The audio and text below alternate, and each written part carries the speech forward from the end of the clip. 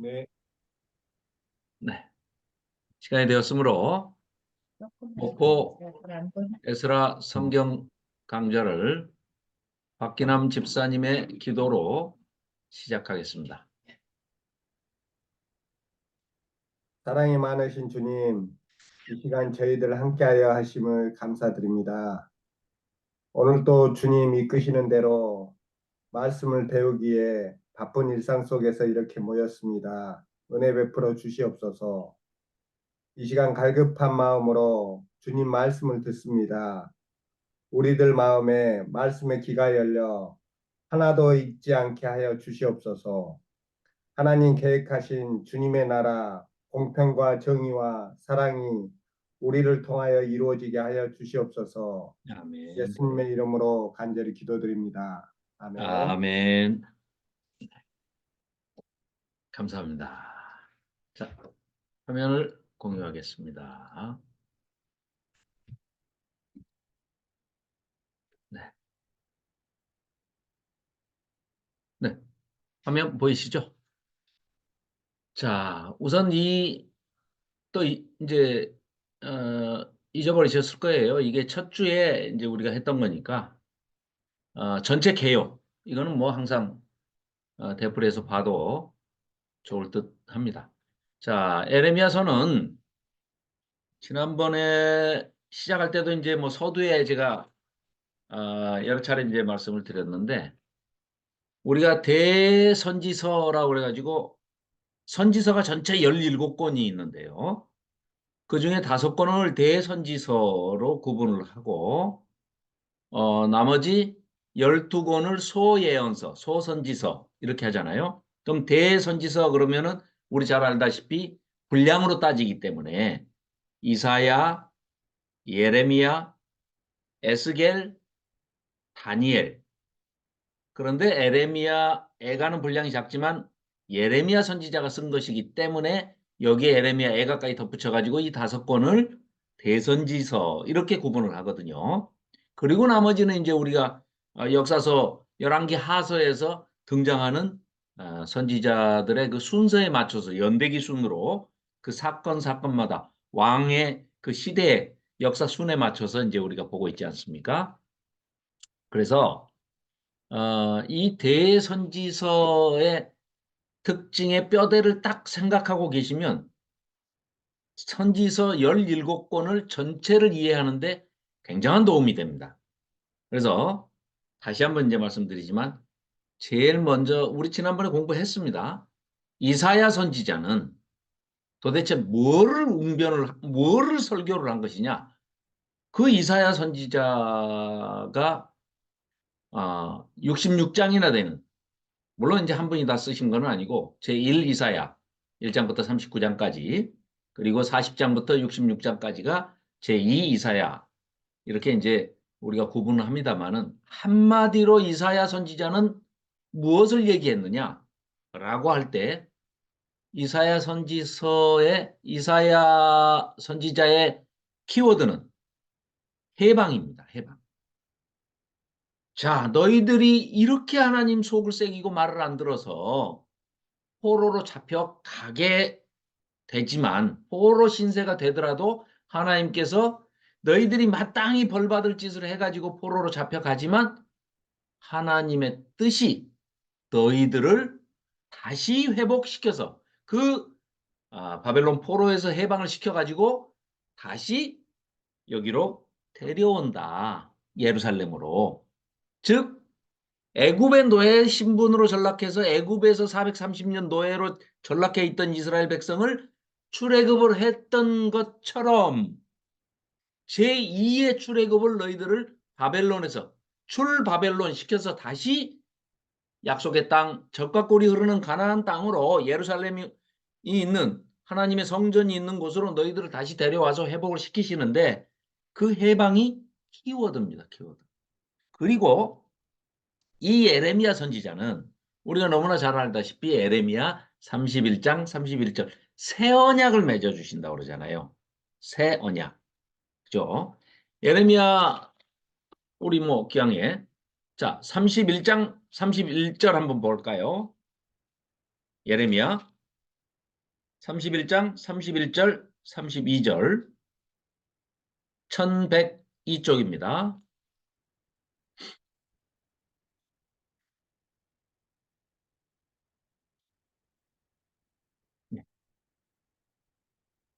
자, 31절, 32절, 33절까지를 송은영 집사님 마이크 켜시고 한번 꾀꼬리 같은 목소리로 오랜만에 낭독 한번 해주시죠. 네, 31절부터 33절까지. 네.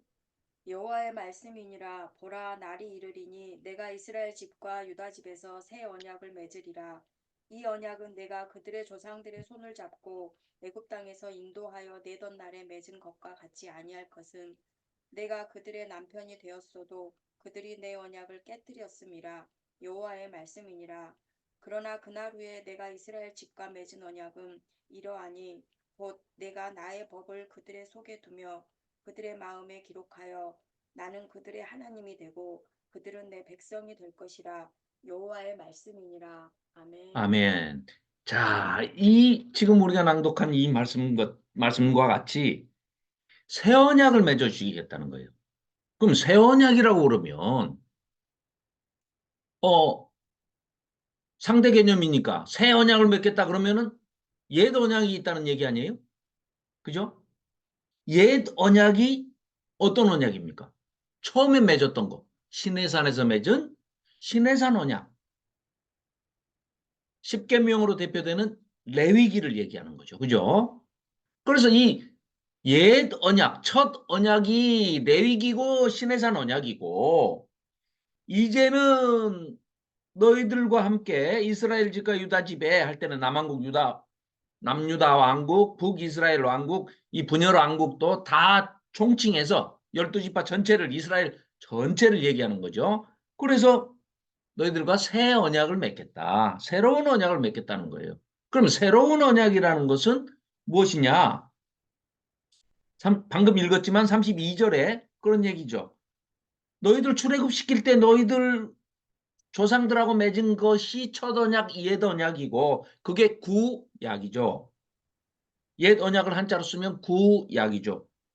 방금 지금 31절에서 새 언약을 맺겠다 할 때가 새 언약이 신약, 그렇죠? 신약이죠, 한자로.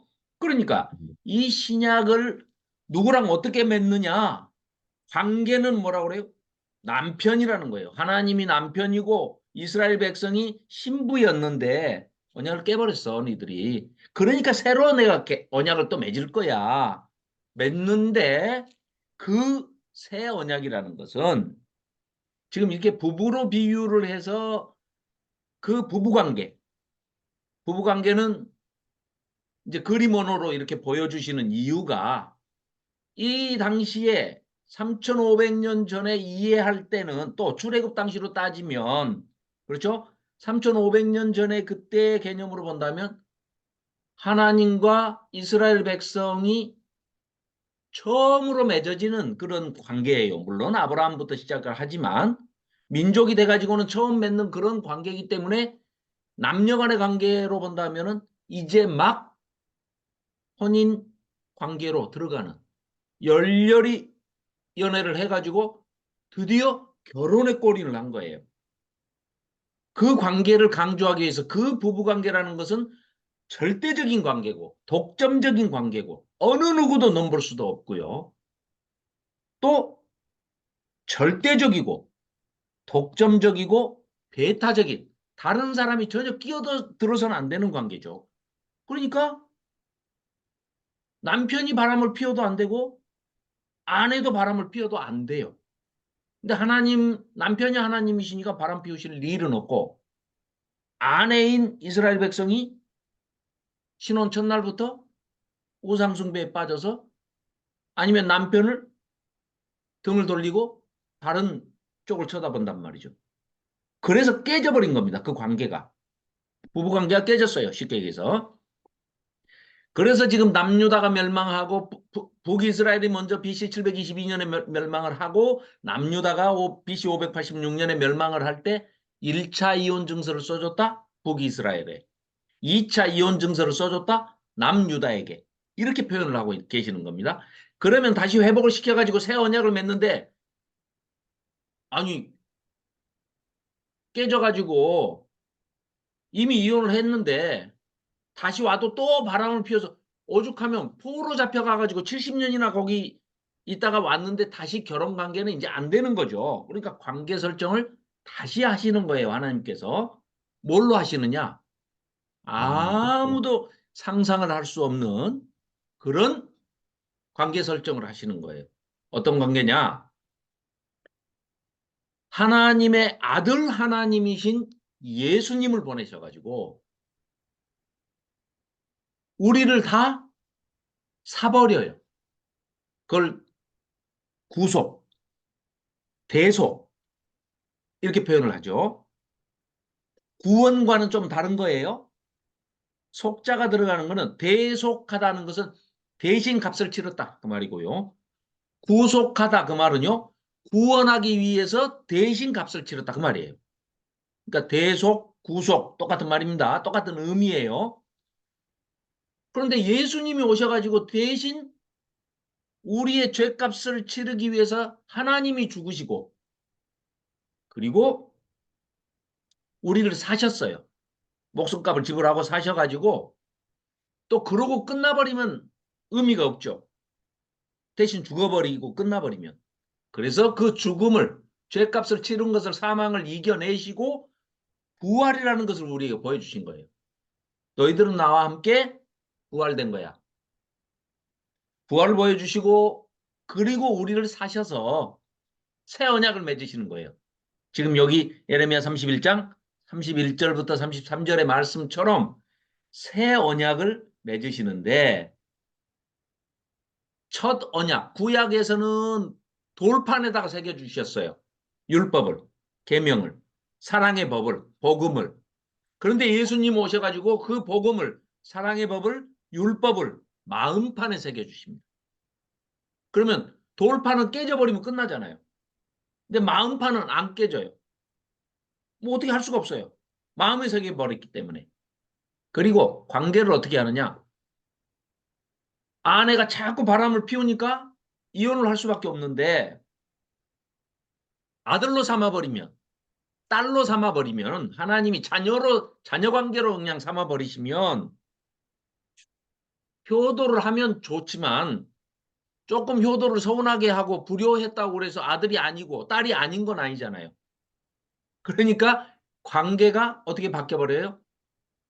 남편이고 아내였던 관계에서 하나님을 아버지라고 부르는 아들과 딸, 자녀로 바뀌어버렸다는 겁니다.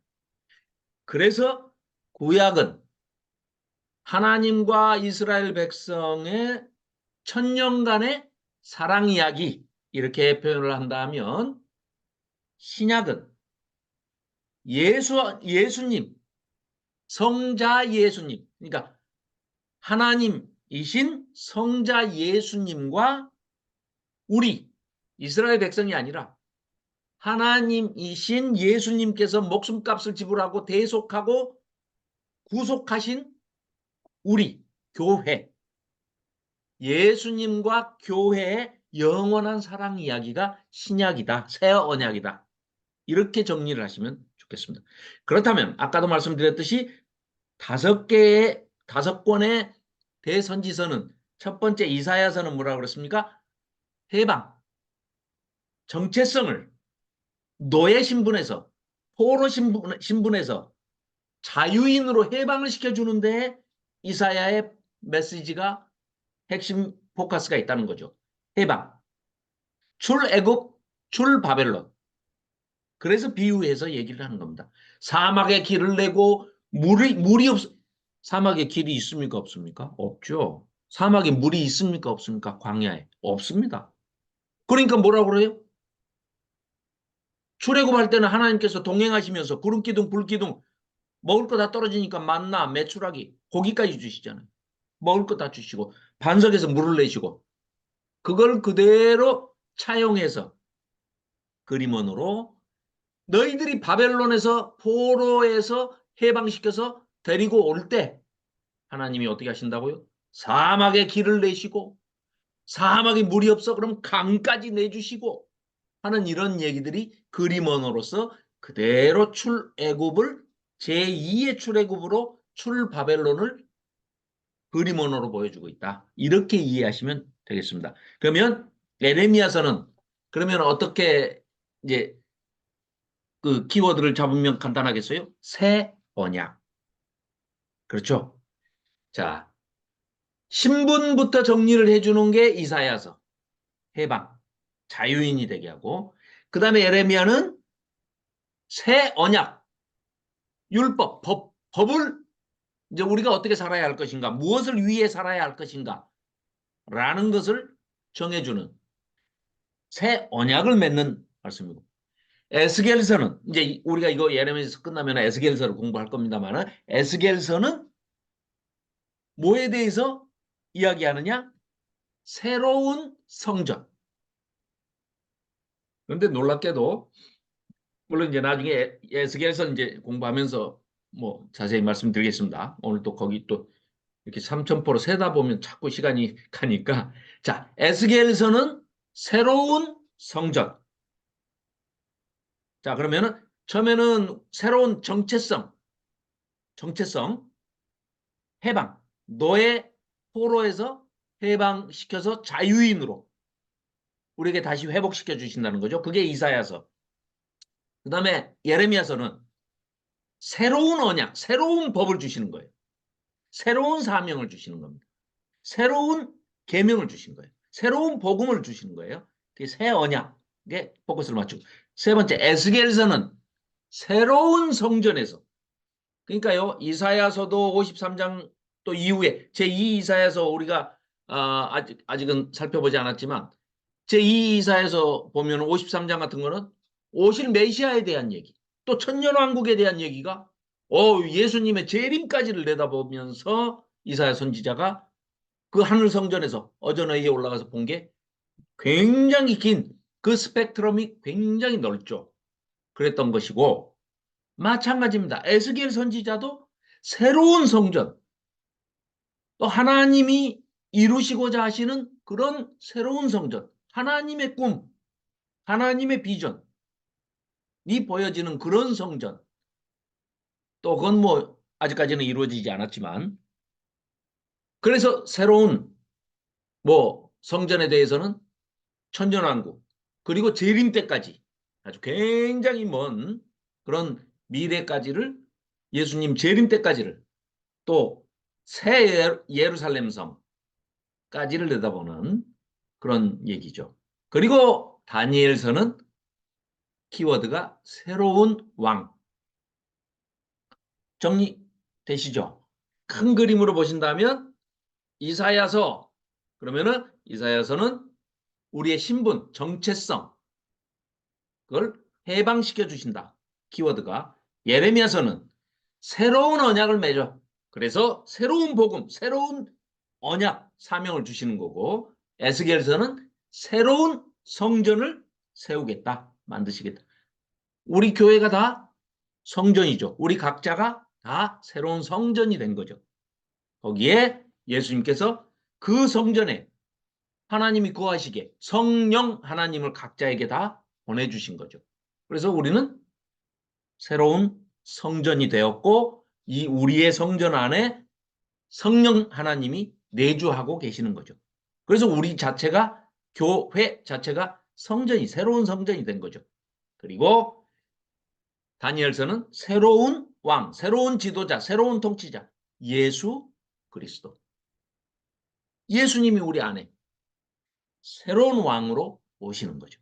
자, 그래서 그런 개념을 이제 정리를 해 놓으시면 나중에 이제 다 끝날 때는 제가 전체 역사서와 선지서를 같이 끝내면서 선지서 17권을 전체를 한번 그 하나의 스토리로 한 타임에 정리를 해드리겠습니다. 그래서 정리를 하면 전체 선지서가 역사서와 어떻게 조화롭게 또 어떻게 이해가 되는지 무엇을 얘기하고 있는지를 아실 수가 있을 겁니다. 자, 그래서 우선 앞에 보이시는 화면처럼 예레미야서는 크게 네 덩어리로 이렇게 생각을 하시면 좋겠습니다. 1장부터 25장까지는 처음에는 1장에서는 뭐 서론 겸해서 예레미야가 이제 소명받는 장면이고요.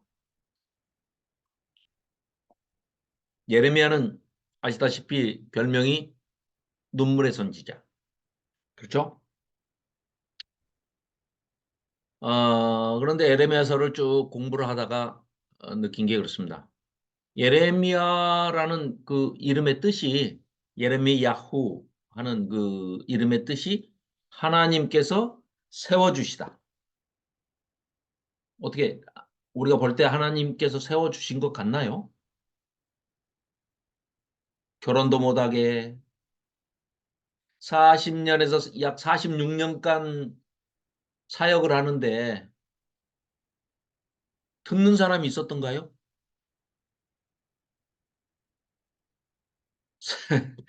서기관 바룩 빼놓고는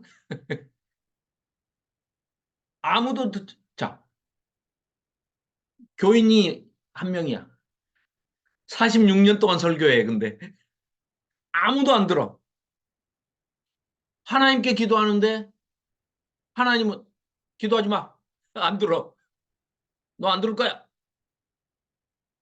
아니 선지자로 세워주셔놓고 세웠다 하는 그 말 뜻이라니까요. 하나님께서 세우셨다. 이게 에레미야라는 이름의 뜻입니다.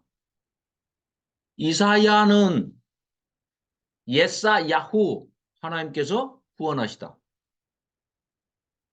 그래요. 이름 뜻대로 자기 그 선지 사역을 했어요. 아이 그런데 진짜 에스겔도 비참하지만 예레미야 선지자 같이 우리 인간의 눈으로 볼 때는 정말 불쌍하고 처절하고 처참하고 어떻게 하나님께서는 사역을 맡기시면서 어떻게 저렇게까지 잔인하다고 느껴질 정도로 제3자가 봐도 예레미야에게 저런 시련과 고난과 환란을 한꺼번에 다 주나.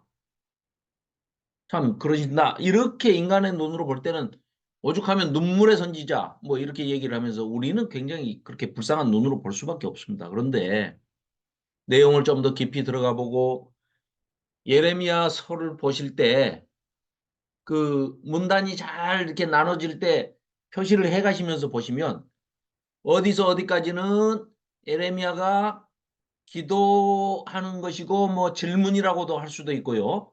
이렇게 물어보는 그런 전체적인 뉘앙스예요. 컨텍스트를 이렇게 잘 살펴보면.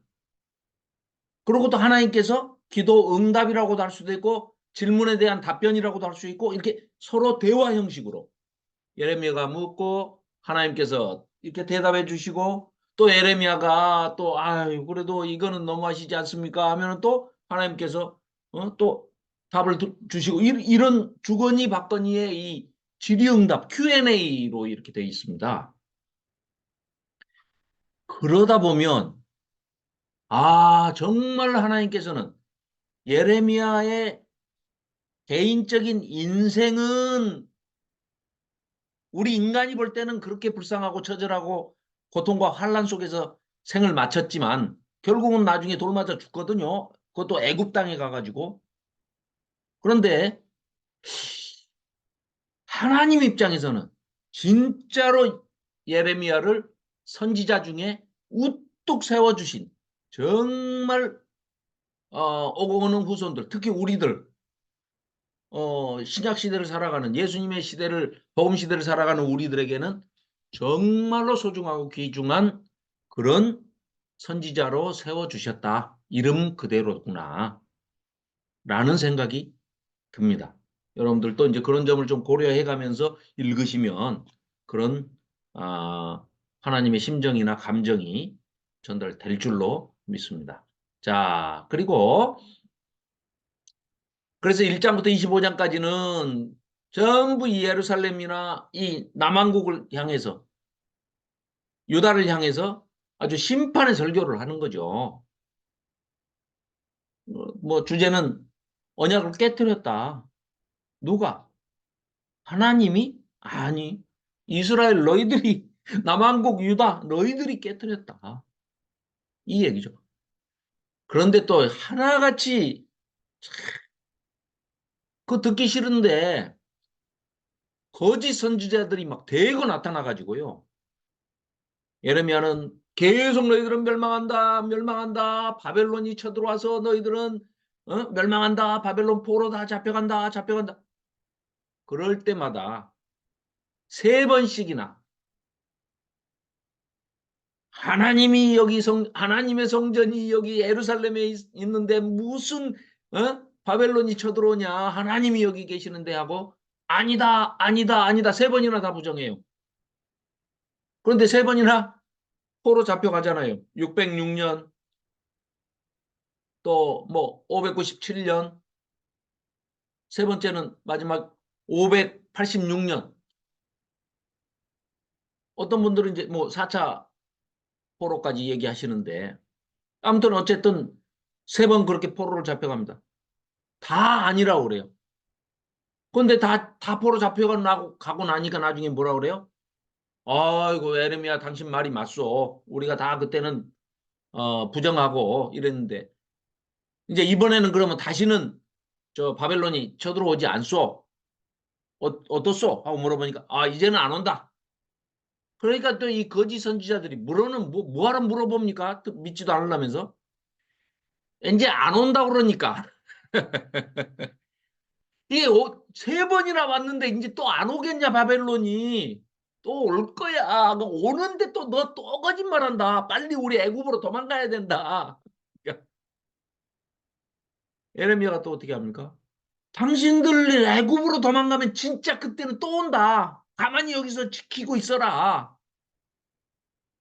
그래서 결국은 예레미야까지 끌고 애굽으로 도망가죠. 참. 근데 사람은요, 누구나 다 그런 것 같아요. 자기 듣고 싶은 것만 듣고 보고 싶은 것만 보는 게 사람들의 그 심리인 것 같습니다. 얼마나 이 사람들이 아무리 예레미야가 외쳐도 하영자 전도사님 안녕하십니까? 아이고 바쁘실 텐데 그냥 동해번쩍 서해번쩍 하십니다. 내일 올라가시나요? 올라왔습니다. 올라가셨어요? 네, 그럼 지금 수원에 계시나요? 네, 네네. 아이고. 그래요. 그래서 지금 이제 오늘 우리 11장부터 살펴볼 내용인데요. 자, 살펴보면서 이제 말씀을 나누기로 하고 전체적인 틀을 다시 한번 보면 1장부터 25장까지는 예레미야가 소명을 받은 장면과 그리고 예루살렘이 심판을 받는다 하는 얘기. 왜? 이유는 너희들이 하나님과 맺은 언약을 파기했기 때문에, 깨뜨렸기 때문에. 그래서 새 언약을 맺으실 것이다. 자, 그리고 26장부터 45장까지는 선지자인 예레미야의 그런 어떤 자전적인 이야기입니다. 굉장히 이제 맞서서 아주 투쟁을 하면서 투쟁적으로 지금 이제 왜? 다 듣기 싫어하는 얘기니까. 거짓 선지자들은 전부 듣기 좋은 얘기만 해요. 그래서 사람들은 또 자기가 듣고 싶은 얘기, 자기가 믿고 싶은 것만 믿는 경향이 있기 때문에 거짓 선지자들의 얘기를 아주 홀딱홀딱 믿어요. 그러고서는 이제 방금도 말씀드렸지만 3번이나 예레미야의 말을 안 믿다가 3번 포로로 잡혀가고 난 다음에는 또 이번에는 옵니까? 그러니까 이번에는 안 온다. 바벨론이 더 이상은 안 온다 하니까 올 텐데 3번이나 왔는데 또 올 텐데 안 온다고 거짓말한다고 또 잡아 끌고 애굽으로 또 강제로 끌고 도망을 가요. 이러한 얘기들이 있는데 그 가운데 투쟁과 고난의 삶 가운데 그래도 하나님께서 위로의 메시지를 주시는 그 위로가 무엇이냐? 언약이 회복되는 그런 위로의 소망의 메시지. 방금 우리 살펴봤죠. 31장 31절부터 33절의 말씀. 새 언약을 맺으신다. 새로운 분이 메시아가 오신다. 하는 얘기를. 그리고 세 번째 챕터는 46장부터 51장까지를 주변의 열방들 9개 국가 이 나라들도 전부 하나님으로부터 심판을 받는다. 그래서 예레미야가 이제 중간에 오늘 살펴보겠지만 질문을 해요. 이스라엘 우리도 이스라엘 백성도 말을 안 들은 건 사실인데요. 그래도 저놈들보다는 덜 나쁘잖아요. 저놈들은 우리보다 더 나쁘잖아요. 하나님도 안 믿고. 그런데 저놈들을 저렇게 악인들을 형통하게 해주시는 게 그거 하나님 맞습니까? 이런 질문을 합니다. 그런 질문은 우리 개인들이 지금도 다 가지고 있는 질문 중에 하나죠. 악인의 형통함은 어찌 된 것입니까? 하나님이 선하시고 의로우시면 악인들을 왜 저렇게 내버려 두십니까? 이런 얘기는 지금 현대를 살아가는 우리에게도 언제든지 대두되는 그런 질문 중에 하나가 아니겠습니까? 그래서 그러한 내용들을 예레미야서를 통해서 우리가 좀 더 소상하게 살펴보자 하는 얘기고요. 마지막 52장은 부록으로 하나님의 예언이 성취되고 또 멸망과 포로 기한이 이루어지는 그런 내용이라고 할 수 있겠습니다. 자, 공유 잠깐 중지하고요. 자, 이제 지난번에 봤던 공유를 다시 하겠습니다. 네. 자, 11장 보겠습니다. 11장 1절 여호와께서 예레미야에게 임한 말씀입니다. 자, 너희는 이 언약의 말을 듣고 유다인과 예루살렘 주민에게 전해라. 그들에게 이르기를 예 이스라엘 하나님 여호와께서 이같이 말씀하셨는데 이 언약의 말은 뭐를 얘기하는 겁니까? 레위기 시내산 언약. 그렇죠? 이 시내산 언약을 너희들이 따르지 않았어. 그러면은 레위기 26장에 뭐라고 그럽니까? 하나님의 언약을 지키지 않고 깨면은 레위기 26장, 신명기 28장에 저주를 받는다. 징계를 받는다. 약속이 돼 있잖아요. 그때 이미 다 율법을 바꿔서 아멘 했습니다. 전부. 그렇게 하겠습니다. 따르겠습니다. 그랬어요. 그렇기 때문에 징계를 받습니다. 대표적인 게 뭐라고요? 칼과 기근과 전염병. 그 얘기입니다. 지금 4절입니다. 이 언약은 내가 너희 조상들을 쇠풀무 애굽 땅에서 이끌어 내던 날에 그들에게 명령한 것이라. 곧 내가 이르기를 너희는 내 목소리를 순종하고 나의 모든 명령을 따라 행하라. 그리하면, 그렇죠? 위에 순종, 행하라. 그리하면, 이게 키워드죠. 너희는 내 백성이 되겠고 나는 너희의 하나님이 될 것이야. 내가 또 너희 조상들에게 한 맹세는 그들에게 젖과 꿀이 흐르는 땅을 주리라 한 약속을 언약을 이루리라 한 것인데 오늘이 그것을 증언해 라고 하시기로 내가 대답하여 이르되 아멘 여호와여 이랬단 말이에요. 그런데 이 언약의 말씀을 듣고 지켰습니까? 안 지켰잖아요. 7절 내가 너희 조상들을 애굽 땅에서 인도하여 낸 날부터 오늘까지 간절히 경계하며 끊임없이 경계하기를 너희는 내 목소리를 순종하라 했는데 850년 동안 너희들은 순종하지 아니하며 귀를 기울이지도 아니하고 각각 그 악한 마음에 완악한 대로 행하였으며 하나님의 아주 거역하고 패역하고 악을 행했다는 것이죠. 그죠? 내가 그들에게 행하라 명령하여도 니들 듣지 않았어. 이 언약의 모든 규정들을 그들에게 이루게 하였느니라 하라. 여호와께서 내게 이르시기를 유다인과 예루살렘 주민 중에 반역이 있도다. 하나님은 그거를 반역으로 규정하신다는 거예요. 왜요?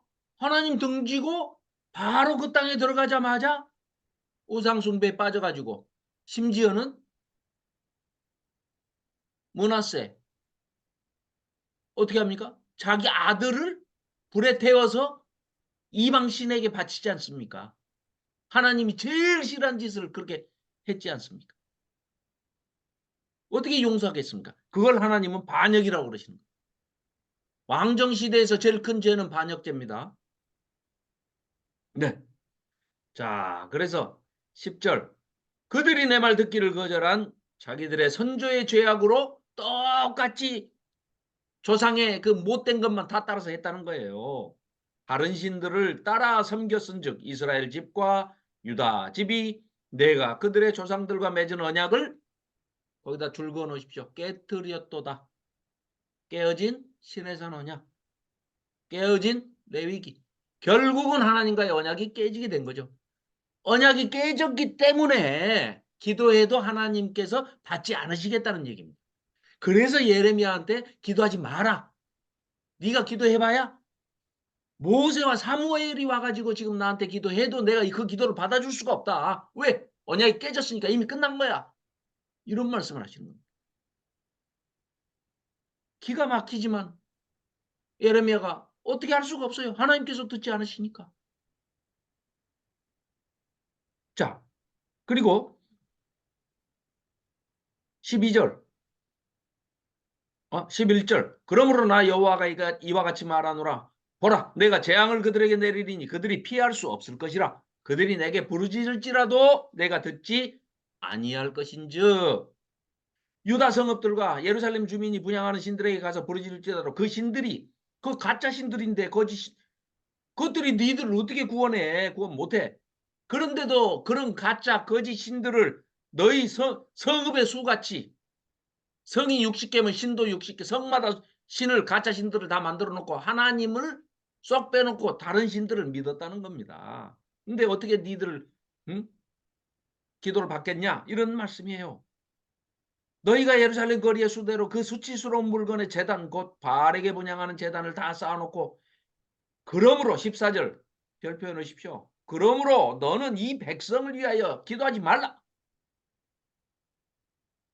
그들을 위하여 부르짖거나 구하지도 말아라. 그들이 그 고난으로 말미암아 내게 부르짖을 때 내가 그들에게서 듣지 아니하리라. 자, 기도를 안 듣지. 사람은 피가 통해야 사람이 살죠. 우리 온몸에 피가 이렇게 열심히 돌고 있기 때문에 피가 통하기 때문에 살고 있잖아요. 그죠?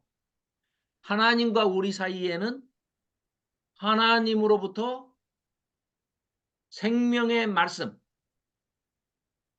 그게 피입니다. 피. 말씀이 통해야 하나님과 영적으로 우리가 사는 거예요. 말씀이 일체 통하지 않는 말씀이 전혀 들어가지도 않는 불신자들하고는 이미 하나님과의 관계가 깨진 거죠. 관계가 맺어지지 않은 거예요. 그럼 그 사람들은 불신자들은 어디 편에 있어요? 자기들은 그냥 자기 생각에 자기 주관대로 사는 것 같이 자기 생각을 따라서 사는 것 같이 자기 욕심을 따라서 사는 것 같이 생각하지만 그게 아니고 그 배면에는 누가 있어요? 사탄이 있죠. 마귀가 있고 악령이 있어가지고 악령이 귀에다가 속속속속 속삭여 주는 것을 자기 생각인 줄 알고 자기가 택해서 욕망을 따라서 욕심을 따라서 욕정을 따라서 정욕을 따라서 탐심을 따라서 탐욕을 따라서 욕심대로 사는 거예요. 자기야 보기에 좋은 대로. 그 사람은 아까 육체로 따진다면 피가 통하지 않는 사람이죠. 하나님과 말씀이 전혀 통하지가 않으니까 죽은 사람이죠. 성경에서 말하는 죄는 뭡니까? 하나님과의 관계가 끊어진 것. 그럼 하나님과 관계가 어떻게 끊어져요? 쉽게 얘기하면 사람은 사람인데 피가 없어. 피가 안 통해. 하나님과 우리가 서로 소통되지 않는 것. 통하지 않으면 죽은 겁니다.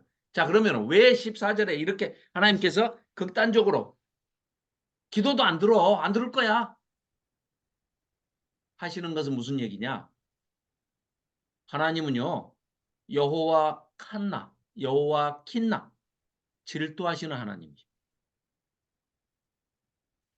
보통 우리가 생각할 때는 에이, 하나님이 되셔가지고 자비와 인애와 사랑이 크신 하나님이신데 사랑 덩어리이신 아가페 덩어리이신 하나님이신데 무슨 질투를 하시면 됩니까? 하나님이 돼가지고 이렇게 생각하죠. 아닌가요? 그런 경향이 굉장히 강합니다. 물어보면 하나님이 질투하셔요? 째째하게? 사람만 하는 거 아닙니까? 아니요. 자, 이 9절부터 14절 사이에 하나님께서는 딱 어떤 심정이시냐면요. 질투의 심정입니다. 지금 내용을 가만히 읽어보면요. 니들이 나를 쏙 빼놓고 남편인 나를 쏙 빼놓고 아내인 부인인 너희들이 다른 신한테 삥삥삥삥 돌아다니면서 성읍이 60개면 성마다 60개 신을 다 다른 신을 만들어 놓고 거기 가서 엄마가 엎드리고 빌고 나한테는 가져오지도 않은 맛있는 과자를 구워다가 거기다 바쳤대요. 제물로. 그러고 내가 하지 말라는데 아들을 갖다가 거기다 바쳐 불에 태워가지고 죽여서 바쳐?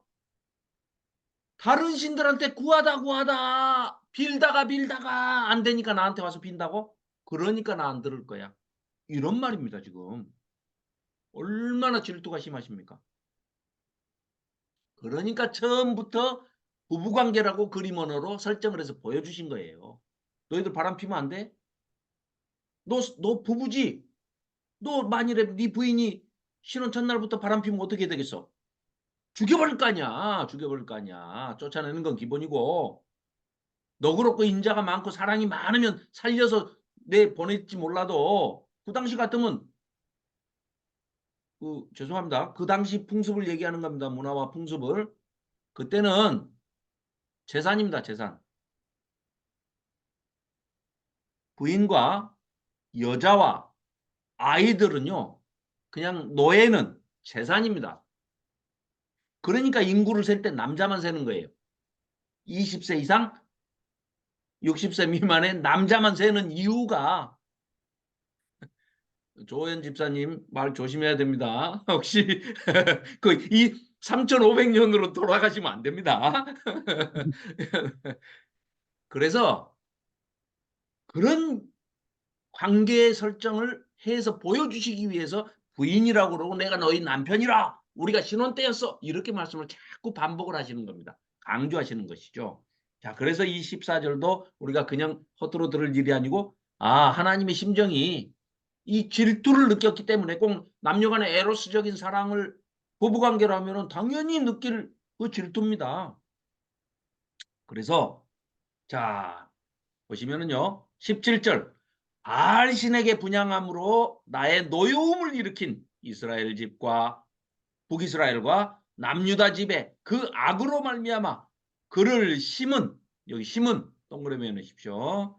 심은 만군의 여호와께서 그들에게 재앙을 선포하셨느니라.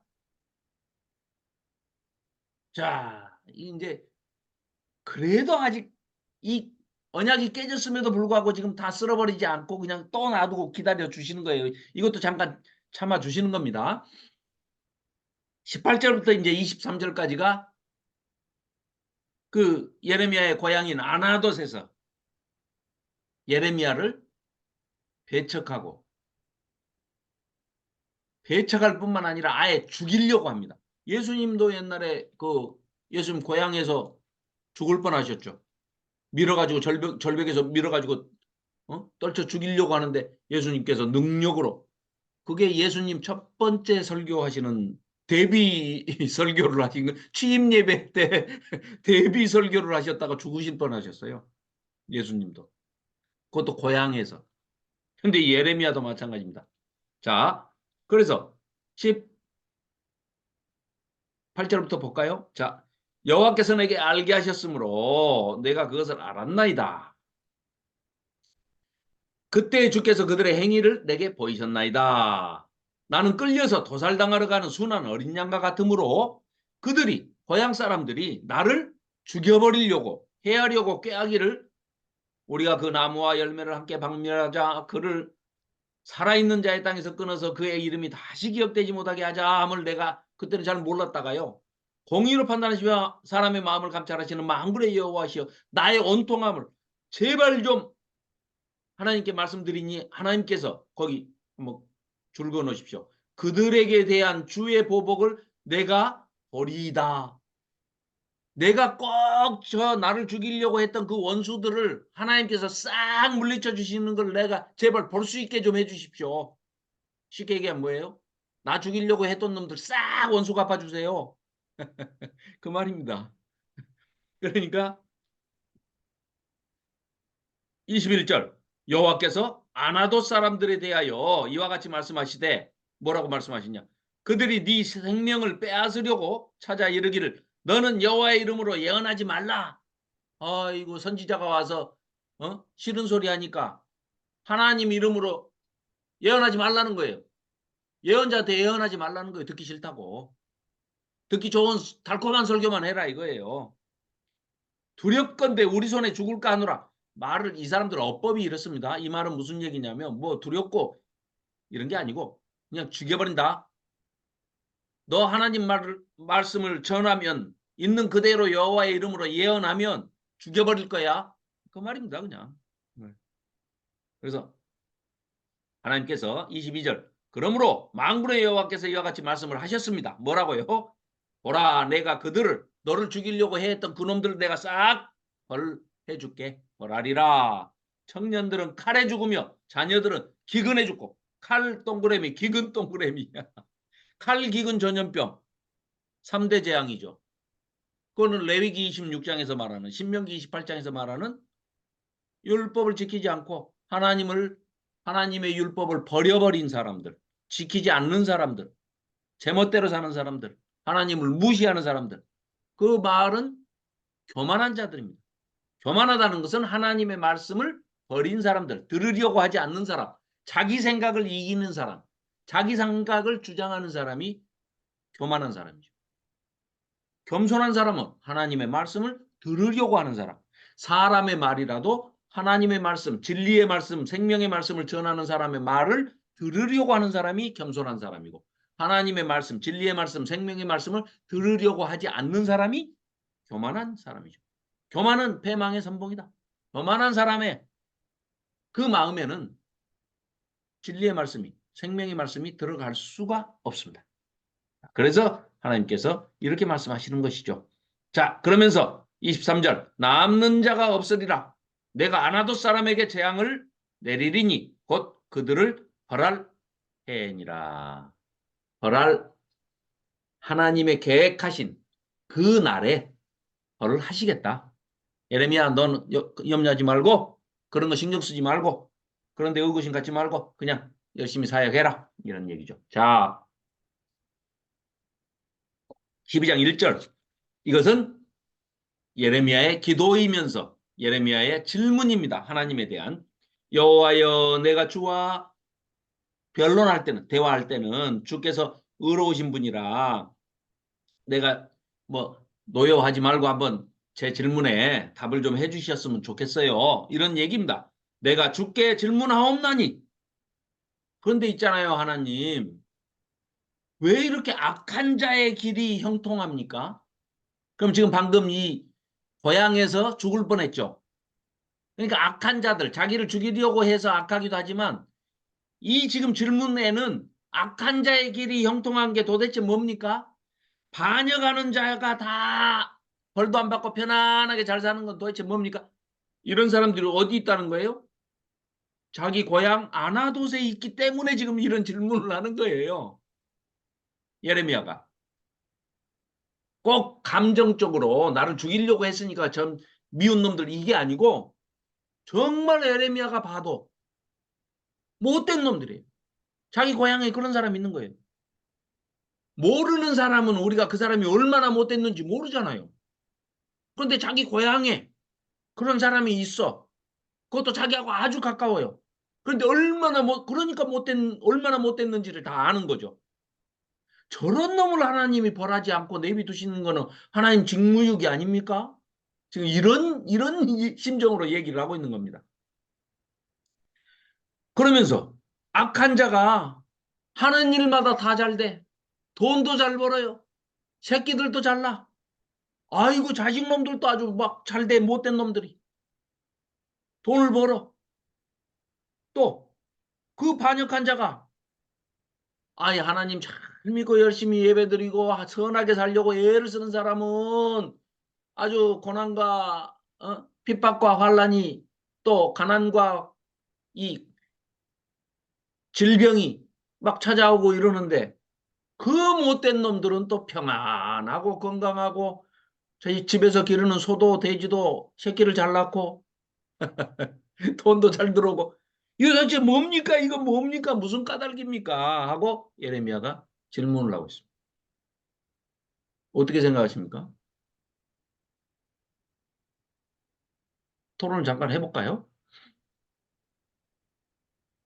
마이크 예, 말씀하셔도 좋습니다. 마이크 켜십시오. 예. 거기에 대해서 어떻게 생각하십니까? 악한 자의 형통함. 성경은 뭐라고 얘기를 하고 있을까요? 돈의 하나님께서 네? 아니 아니 돈의 속성이 원래 악한 것이니까 악한 사람이 잘 벌겠죠. 아, 그 이제 우리 세상적으로 볼 때는 돈이나 재물에 대해서도 우리는 가치 부여를 하고 사는 현대에 살고 있잖아요.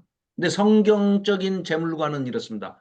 돈에는 가치 중립적이다. 돈은 선한 사람이 선하게 쓰면 선한 것이 되고 맞아. 악한 사람이 악하게 쓰면 우리는 그 모습을 너무 많이 보고 사는 시대죠, 지금. 그러니까 돈이 악한 거죠. 우리가 생각할 때는. 근데 성경적인 재물관은 돈은 가치 중립적이다. 물하고 똑같아요. 물. 쉽게 얘기하면 그냥 똑같은 물을 뱀이 먹으면 독이 되고 소가 마시면 우유가 되고 이제 이러듯이 가치가 없는 가치 중립적인 것이다. 그런데 악인들이 정말 번성하고 막 더 힘이 있어가지고 약한 사람들, 돌봐야 할 대상들 이런 사람들을 핍박하는 도구로 막 더 써요. 그 돈 가지고. 음. 심지어는요. 여러분들도 나중에 시간 있으면 2015년 한국 잉여 농산물이라고 키워드를 쳐서 네이버에 검색해 보시면요. 2015년도에 식량이 대한민국에서 어마어마하게 많이 남아가지고 주체가 안 됐을 때가 있었습니다. 그때 대안을 제시하고 모여서 회의를 했는데 심지어 어떤 얘기를 했느냐. 미국이 하는 방식을 따라가지고 우리도 공해상에다가 버리자 식량을. 식량값 안정을 위해서. 이렇게 얘기를 했다가 그 제안을 했던 측은 아주 혼이 나고 북한에다가 우리가 이 쌀을 보내서 굶어 죽어가는 그 동포들을 살리는데 써도 부족할 텐데 그 버리자는 말이 되느냐. 근데 그 사람들이 자기들의 아이디어가 아니고 미국의 아이디어다. 미국이 항상 식량 회사들이 밀, 보리 뭐 이런 그 농산물 가격 안정을 위해서요. 아프리카에서는 기아가 있어가지고 난민들이 다 굶어 죽거나 아프리카 백성들이 다 죽고 있는데 동해상에 싣고 가서 버립니다. 미국은. 그걸 흉내내서 하자고 한국에서도 그런 얘기가 나왔었습니다. 그러니까 그거 한번 찾아보시면 그 참 얼마나 기가 막힙니까? 한쪽에서는 악을 배우는 것. 선을 배워야 예, 될 텐데 악을 악을 배우는 배우는 것. 거죠. 예. 응. 한쪽에서는 굶어 죽고 응. 아프리카에서는 굶어 죽고 있는데 밀값, 뭐 보리, 쌀 이런 식량들 가격 안정시키기 위해서 자기들의 이익을 위해서 사람을 살릴 수 있는 식량을 배에다가 그것도 기름 떼가지고 싣고 가가지고 공해상에서 버리는데 그냥 뭐 우리가 상상을 초월하는 양의 그런 돈만큼을 버리는 그런 악한 짓을 했던 겁니다. 기가 막힌 거죠. 심지어는요, 미국에서는 이런 법도 만들었어요. 우리하고 해당되는 거 두 가지만 얘기해 볼게요. 반기독교적인 법을 만들었는데 첫째, 가난한 사람들을 도와주기 위해서 구제하기 위해서 식사 제공하는 단체, 샌드위치 같은 걸 만들어서 점심 때 노숙인들이나 불황자들 이제 이렇게 있으면 홈리스 쪽들한테 이렇게 음식을 제공하는데 구속이 됐어요. 어떤 단체가. 그 사람들이. 구속된 이유가 뭐냐? 허가를 안 받았다 이거예요.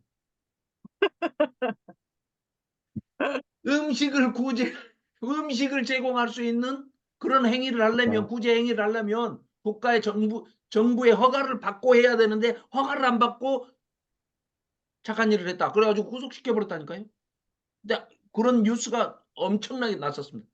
또 두 번째, 가정에서 이렇게 사람들이 모여가지고 성경 공부를 했어요. 그랬더니 종교시설이 아닌 데서 왜 종교 행위를 했냐 해가지고 그 사람들도 입건됐습니다. 벌금 냈어요. 할 일 없는 놈들이. 그러니까 진화론을 가르치고 학교에서 창조 얘기만 꺼내도 교사한테 벌금을 물립니다. 그러니까 그 한국 기독교인들이 미국은 기독교 국가인 줄 알잖아요. 네, 그 악한 근데 놈들입니다. 악한 그 나라입니다. 기독교 국가가 아니고 악한 국가인 거예요. 예, 예. 그래서 다들 무기, 총 가지고 그렇게, 삼천포로 빠지면 안 되는데 가만히 있어, 잠깐만. 이게, 악한 자의 형통 얘기하다가 지금 얘기가 예. 새손요. 죄송합니다. 자, 그래서 성경에서 말씀하고 계시는, 하나님께서 말씀하고 계시는 악한 자가 잘 되고 형통하고 이런 것을 우리는 어떻게 받아들여야 됩니까? 하고 지금 에레미야가 우리를 대신해서 질문을 했잖아요. 그러면 답을 성경에서 또 우리가 찾아보자고요. 시편 73편을 한번 가보십시다. 앞쪽으로 가가지고 예. 시편 73편입니다. 네. 네, 73편 그 유명한 800, 말씀. 네네네, 854쪽입니다. 800, 예, 찾으셨나요? 네. 예, 제가 이제 잠깐 볼게요. 자, 읽을게요. 73편 1절입니다. 하나님이 참으로 이스라엘 중에 마음이 정결한 자에게 선을 행하시나. 버트예요, but. 나는, 하나님은 그렇게 하시는데 나는 거의 넘어질 뻔하였고 나의 걸음이 미끄러질 미끄러져. 뻔하였으니 이는 내가 악인의 형통함을 보고 오만한 자를 질투해서 그런 거 아닐까? 이렇게 생각하는 거예요. 그러면서 자, 그 악인들은 죽을 때에도 고통도 없고 힘이 강건하며 악인들이 이렇게 형통하다는 거예요. 지금 사람들이 당하는 고난이 그들에게는 전혀 없고 멀쩡한 하나님 잘 믿는 사람들이 당하는 재앙도 그 못된 놈들은 악인들은 전혀 당하지도 않고 그러므로 교만이 그러니까 더욱더 교만해지고 하나님 그런 거 없어 하고 이제 이렇게 된다는 거예요. 그래서 이 사람이 이게 도대체 무슨 일입니까? 하고 하나님께 매달리고 기도를 했습니다. 그러면서 말하기를 11절 말하기를 하나님이 어찌 알겠어? 하나님 없는 거야. 하나님 있어도 하나님 너무 높은 하늘에 계시니까 모르시는 거야. 이런 거를 이따위 교만한 소리를 한다는 거예요. 그러면서 아이고 지존자에게 무슨 지식이 우리가 뭐 하는지 모르신다니까? 아예 하나님이 너무 높게 계시는데 우리가 뭔 짓을 한들 하나님이 어떻게 알겠어? 하고 이런 식으로 떠들어 제낀다는 거예요. 이 못된 놈들이. 볼지어다 이들은 악인들이라도 항상 평안하고 재물은 더욱 불어나는도다. 악인인데 돈도 더 벌고 평안하고 그런다는 거예요. 그러면서 내가 내 마음을 깨끗하게 하며 내 손을 씻어 무죄하다 한 것이 실로 헛되다. 자, 여기서 13절부터는 그래서 이제 한탄을 한 거예요. 세상에 저놈들은 저렇게 악인들은 잘 사는데 우리는 말짱 헛거네. 하나님 잘 모셔봐야 내가 착하게 살아봐야 소용없네. 나는 종일 재난을 당하며 아침마다 징벌을 받았도다. 내 하나님한테 잘못한 것도 없는데. 이러면 옛날 사람들은 어떻게 생각합니까? 내가 뭔가 잘못했으니까 벌 받겠지. 인과응보인데 이렇게 생각하지 않겠습니까? 자, 그런데 내가 만일 스스로 이르기를 내가 그들처럼 말하리라 하였더라면 나는 주의 아들들의 세대에 대하여 악행을 행하였으리라. 내가 어쩌면 이를 할까 하여 생각한 지 그것이 내게 심한 고통이 되었더니 하하 그랬더니 17절 18절 중요한 얘기입니다. 답이 여기 있습니다. 하나님의 성소에 들어갈 때에야 내가 그들의 종말을 깨달았다. 봐서 깨달았습니다. 주께서는 참으로 그 못된 놈들을 미끄러운 곳에 두셨으며 하멸에 던지시니 그들이 어찌하여 그리 갑자기 악인들이 황폐하게 되었는가 놀랄 정도로 그들이 한꺼번에 전멸하였나이다. 주여 사람이 깬 후에는 꿈을 무시함 같이 주께서 깨신 후에는 그들의 형상을 멸시하리다. 이제 마음에 안 들랍니다. 자, 제가요 쉽게 그림원으로 설명해 볼게요. 지옥에요. 저 위에 아주 아래가 안 보이는 저 절벽 끝에 길이 있어요. 길이. 아주 좁은 길이 이렇게 있는데 우리는 고생하고 사는 것 같지만 하나님의 백성들은 여기 안전한 낮은 곳에 미끄러지고 떨어지고 해봐야 내가 힘들고 자빠지고 넘어지고 고난당하고 뭐 고통당하고 해도 1m도 안 되는 30cm 떨어지는 거야. 그러니까 털고 일어나면 돼요. 그런데 얘네들은 저 높은 곳에서 아이고 잘 나간다 하고 부자다 우리는 뭐 못된 짓을 해도 하나님 뭐 하나님 없어 하나님이 뭐 있어봤자 하늘에서 우리 보이지도 않아 내가 뭔 짓을 한지 어떻게 알아 하고 막 꺼덜거리고 사는데 아래서 이렇게 보니까요 걔가 두 발짝만 더 가면 길은 요렇게 좁은데 밑에 낭떠러지는 9만리 그런데 그 길에 특히 기름이 칠해져 있네. 마지막에 악인이 가는 그 길 앞에는 하나님께서 그 정한 때에 맞춰 가지고 거기다 기름칠까지 해 놓으셨대요. 바나나 껍질도 쫙 깔아 놓으시고 그러면 그 악인은 필경 미끄러지고 넘어져서 낭떠러지에서 떨어지게 되었다. 즉 하나님이 정하신 때에 하나님께서 알아서 심판을 하신다. 그러니까 너희들은 전혀 걱정하지 말아라. 라고 얘기를 하시는 거예요. 그 그림을 보여주신 거예요. 그러니까 이 시편 73편의 기자가 뭐라고 씁니까? 자, 21절 내 마음이 산란하며 내 양심이 아이고 그런 것을 내가 타댔던 하나님 앞에서 정말 죄송합니다 하면서 22절 내가 이같이 우매무지함으로 주 앞에서 짐승같이 세상에 이렇게 했습니다. 내가 항상 주와 함께하니 주께서 내 오른손을 꽉 잡고 계시는군요. 하나님이 잡으셨는데 내가 떨어질 리가 있겠습니까?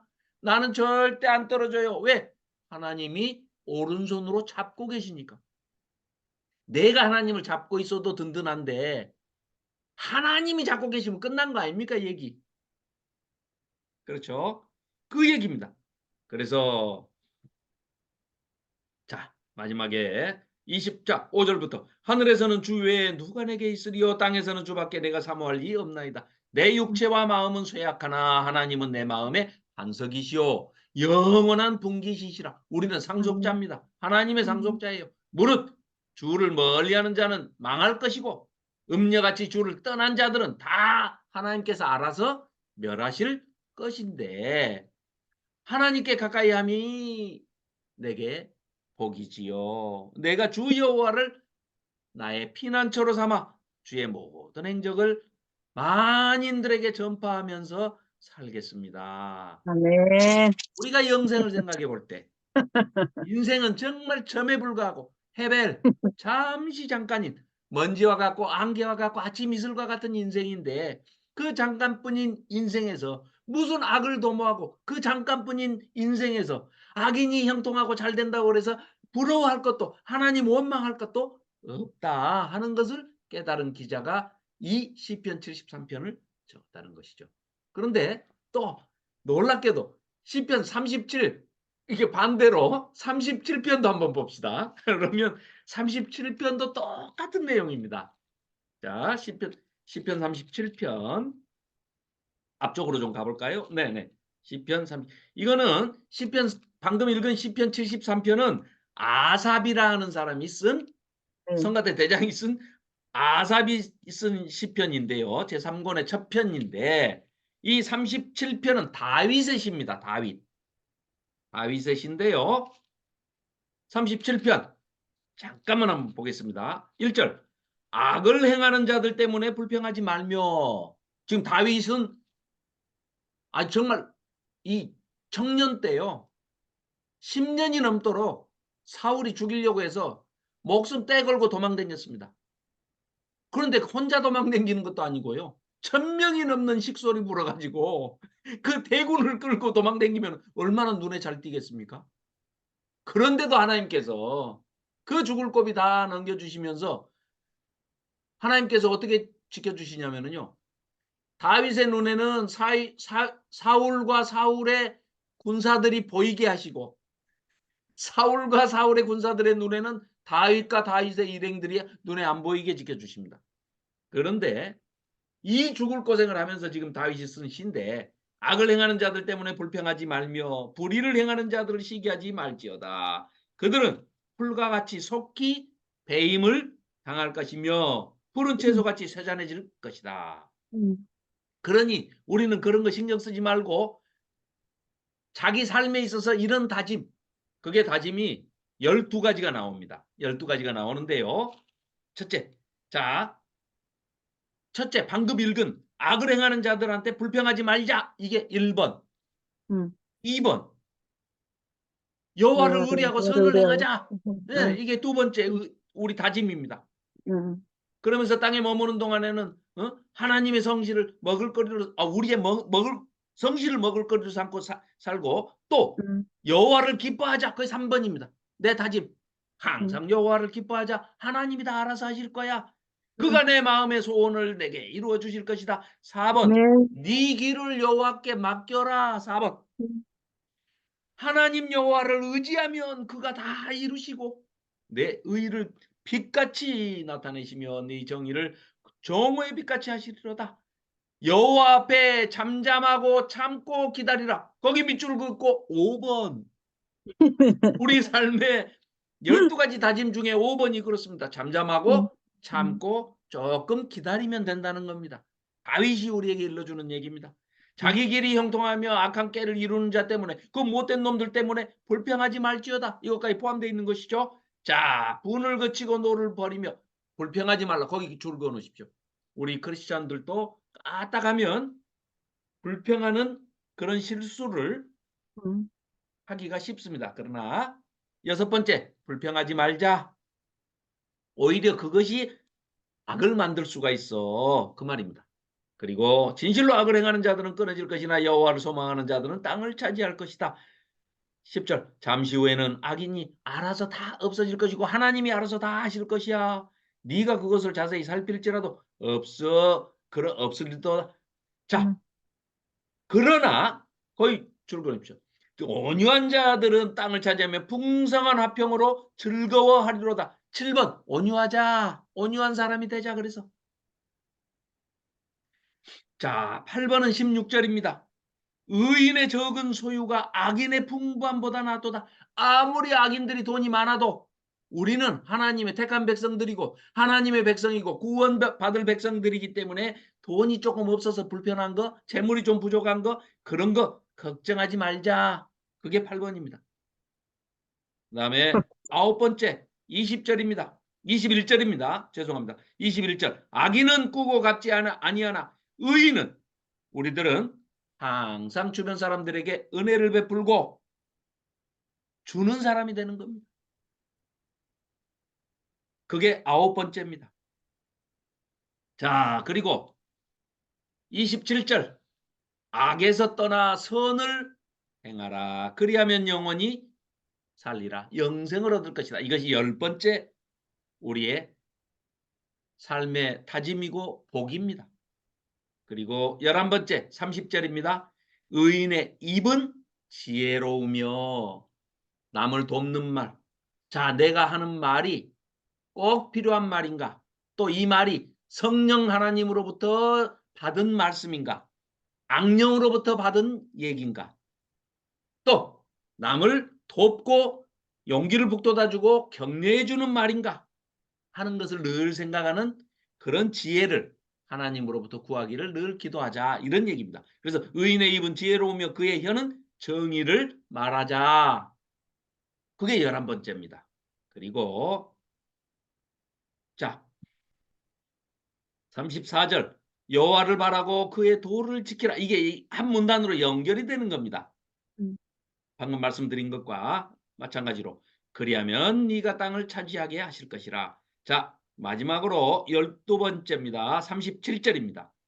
온전한 사람을 살피고 정직한 자를 볼지어다. 모든 화평한 자의 미래는 평안이로다. 그렇게 우리가 12가지의 다짐을 하고 살아내면 39절 의인들의 구원은 여호와께로부터 오나니 그는 환난 때에 우리들의 요새가 되어 주시는 여호와 하나님이시다. 40절입니다. 여호와께서는 우리들을 도와 건지시되 악인들에게서 건져. 지금 당장 눈앞에서 악인들이 형통할지라도 그거 우리가 신경 쓸 것도 말 것도 없고 부러워할 것도 없이 우리가 이러한 다짐을 하면서 하나님 앞에 열심히 선하게 또 남을 돕고 구제하는 데 앞장서고 힘이 약한 사람들을 힘을 북돋아주고 또 하나님만을 의뢰하고 살게 되면 우리를 그 악인들에게서 건져 구원하심을 이루실 것인데 그것은 다 우리가 하나님을 의지한 까닭이다. 그러니 아멘. 우리는 악인의 형통을 부러워하지 말자. 이런 얘기를 이렇게 시편 37편과 시편 73편이 우리에게 들려주고 있습니다. 그래서 지금 예레미야 선지자가 이제 다시 예레미야서로 돌아와서요. 자꾸 왔다 갔다 해서 죄송합니다만은 예레미야 12장 우리 진도는 보겠습니다. 예레미야서 10 우리가 몇 장 하다가 일로 왔죠? 2장. 네네네 2장. 12장 네네네 12장 1절 하다가 음.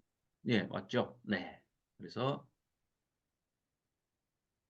자 12장으로 다시 오면 예레미야의 질문이 자 악한 자의 길이 형통하며 반역한 자가 다 평안하면 무슨 까닭입니까? 라고 했어요. 그러니까 거기 어디 여백이 있으시면 여백에다가 시편 37편 시 37, 시 73 이렇게 써놓으시면 좋겠죠. 자 주께서 그들을 심으심으로 그들이 뿌리가 박히고 장성하여 열매를 맺었거늘 그들의 입은 주께 가까우나 그들의 마음은 멉니다. 그러면서 여호와여 주께서 나를 아시고 나를 보시며 나의 마음을 내 마음이 주를 향하여 어떠한지를 다 감찰하고 계시니 양을 잡으려고 끌어낸 것 같이 그들을 끌어내시되 죽일 날을 위하여 그들을 좀 구별해 주십시오 하고 이제 막 얘기를 하니까 5절부터는 하나님께서 또 친절하게 기도하지 마 해놓고도 해놓으셔놓고도 에레미야의 기도에 응답을 해주십니다. 답을 주시는 게 5절부터 답을 주시는 거예요. 5절 동그라미 돼 있죠. 예. 그래서 이제 이렇게 표시를 해놓으면 됩니다. 여기서부터는 하나님의 응답이다. 이렇게 해놓으시고 이렇게 말씀하십니다. 에레미야한테. 에레미야야, 네가 만일에 잘 달리는 사람하고 달려도 이렇게 피곤하다고 이러면은 경주마하고 달리면은 너 우치게 하려고 그러냐? 이런 뜻이에요. 만일 네가 보행자와 함께 달려도 네가 보행자와 함께 달려도 피곤하다고 하면 어찌 능히 말과 경주하겠느냐? 네가 평안한 땅에서는 무사하려니와 요단강 물이 넘칠 때는 그 물에 빠져 죽겠네. 이런 말씀이시죠. 자, 잠깐만요.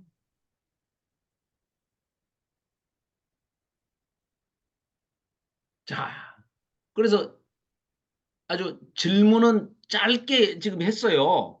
4절까지가 이제 뭐 질문이었어요. 예레미야에.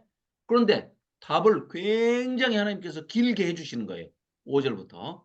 자, 이 말은 보행자하고 달려도 이렇게 피곤해하면은 능히 경주마하고 달리면은 너 어떻게 그건 뭐예요? 지금 네가 당한 것은 아무것도 아니다. 점점 더 이제 네가 감당할 수 없게끔 세상이 힘들어질 것이다. 왜? 조금 있으면 바벨론 포로로 다 잡혀가고 바벨론이 지금 막 조금 있으면 쳐들어올 거 아닙니까? 그래 너 마음 단단히 먹어. 뭐 이런 얘기예요.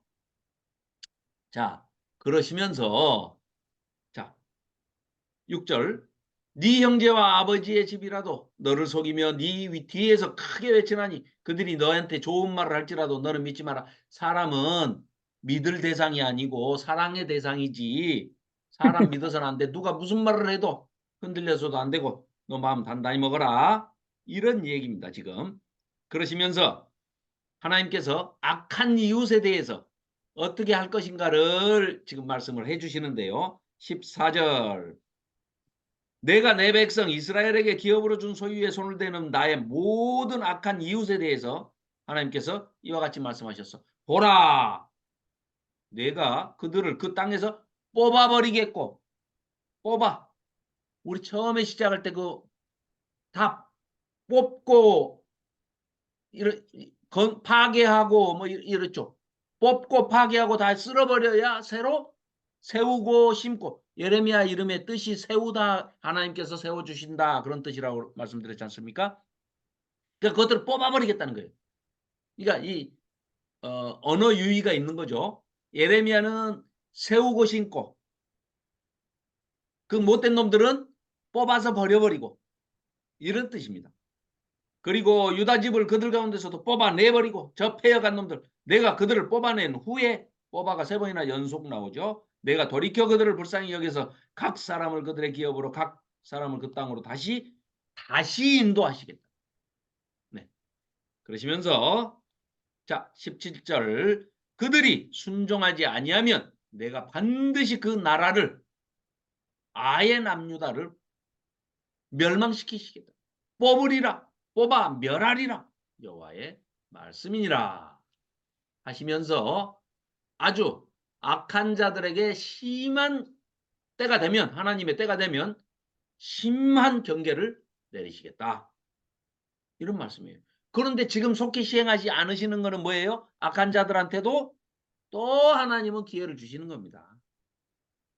우리가 볼 때는 하나님이 지금 당장 징벌하고 쓸어버리셔도 아무렇지도 않은 그런 때에도 하나님은 또 기다려주시고, 또 한 명이라도 회개하고 돌아오나 하고 기다려주시고, 그래서 역사는 계속되고, 사실은 그래서 우리도 태어나게 되고 우리까지도 하나님을 믿게 돼서 이렇게 구원을 받게 되는 그런 은혜의 자리까지 나오게 된 것이죠. 그러나 하나님의 오래 참으시는 그 사랑 인애 때문에 그렇게 된다, 그런 얘기입니다. 자,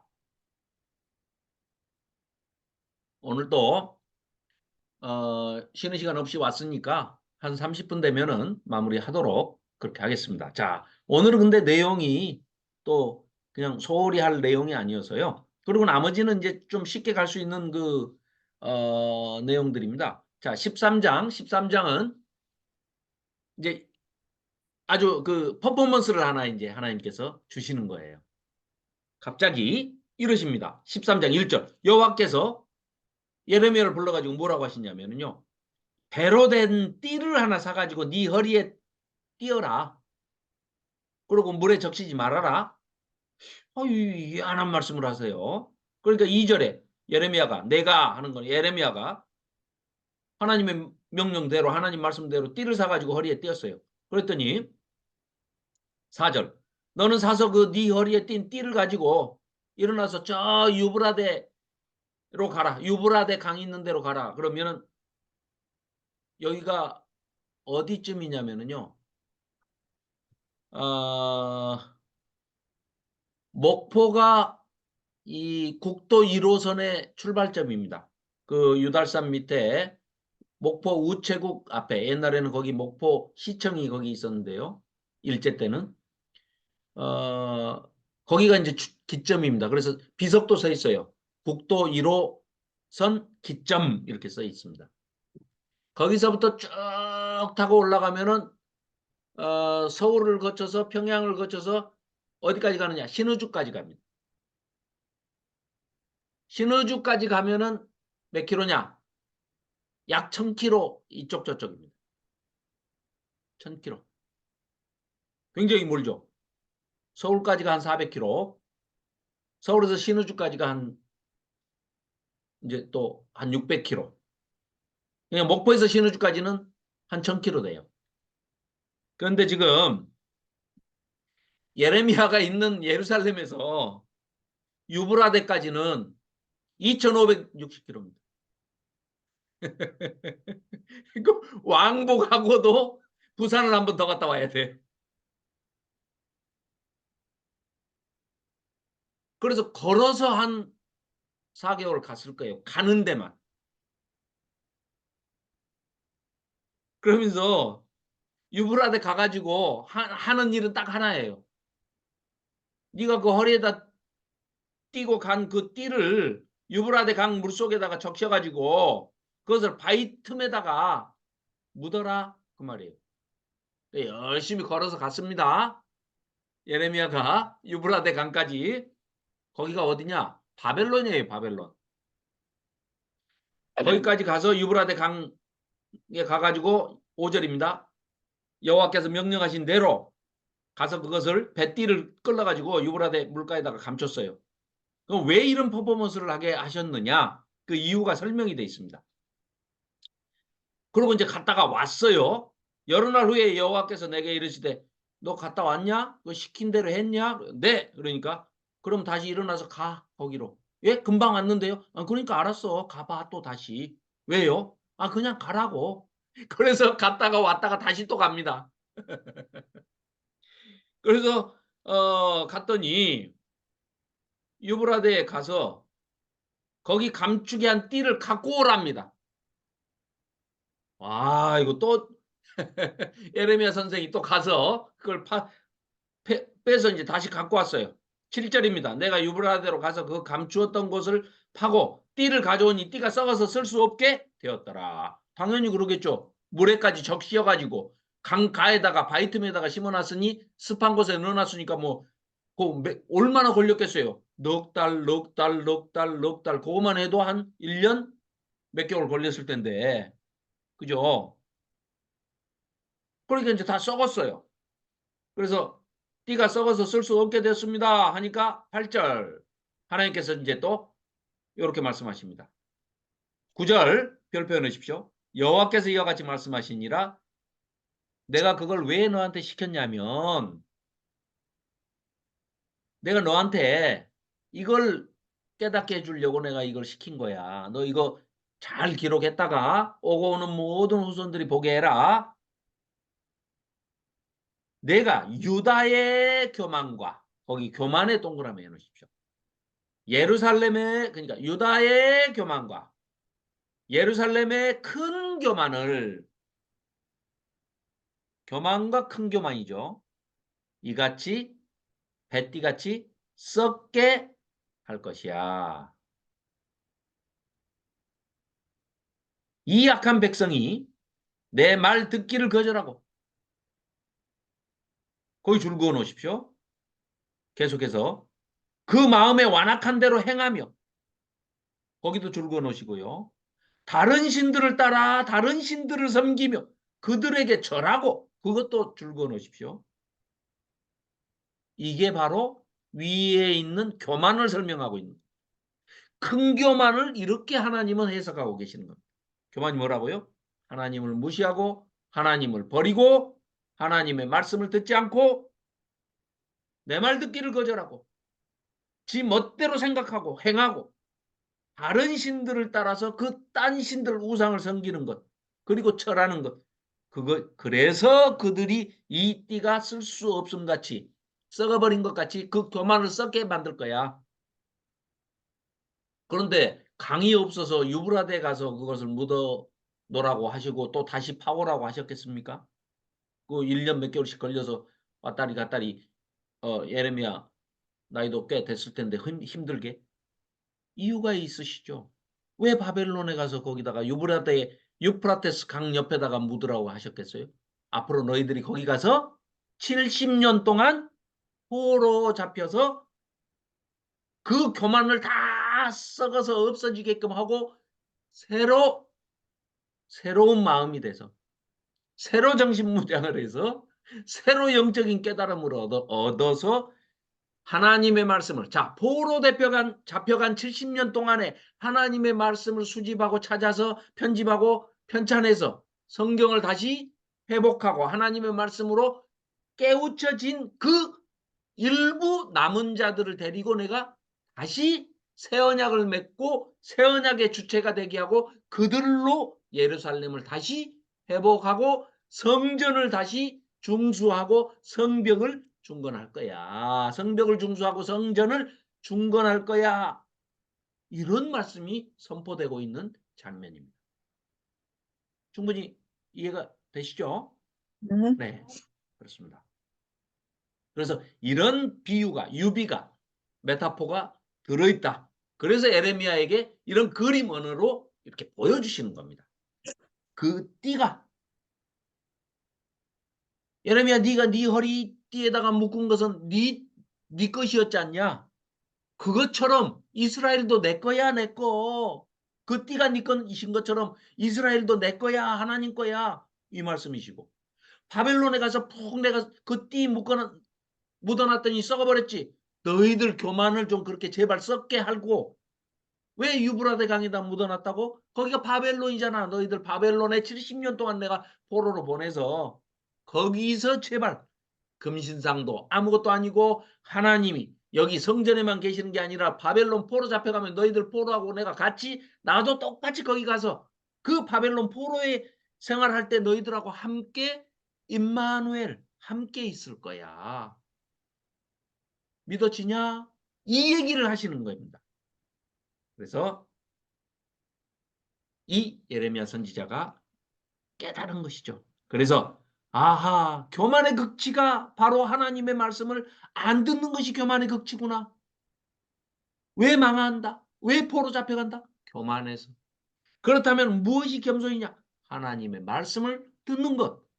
서두에 말씀드린 대로 인간의 말이라도 하나님의 말씀처럼 진리의 말씀, 생명의 말씀을 전하는 사람의 말도 들으려고 하는 것이 겸손이고, 하나님의 말씀을 듣고 진리 앞에 우리가 몸을 낮춰서 하나님의 말씀대로 행하는 것, 이것이 사는 길이고 생명의 길이고 영생의 길이고 구원의 길이구나 하는 것을 깨닫게 하기 위해서, 오고 오는 모든 세대들에게 들려주시기 위해서 바로 이렇게 에레미야 선지자를 통해서 우리에게 기록으로 남겨서 이런 퍼포먼스를 통해서 우리에게 또 이렇게 보여주시는 것이 바로 예레미야 13장에 비유적으로 메타포로 나온 그 썩어 못 쓰게 된 그 배띠가 이런 내용이라는 것을 우리에게 그림 언어로 보여주신 겁니다. 자, 그래서 별다르게 이제 해석할 게 없습니다. 자, 그리고 그래서 15절에 가서 교만에 대한 경고죠. 자, 너희는 들을지어다. 귀를 기울일지어다. 교만하지 말지어다. 예, 거기 줄 그어 놓으시면 되겠습니다. 여호와께서 말씀하셨습니다. 그가 어둠을 일으키시기 전, 그 전에다 동그라미 해놓으십시오. 너희 발이 어두운 산에 거치기 전, 너희 바라는 빛이 사망의 그늘로 변하여 침침한 어둠이 되게 하시기 전, 너희 하나님 여호와께 영광을 돌려라. 자, 우리가 하나님께 특히 영광을 돌린다.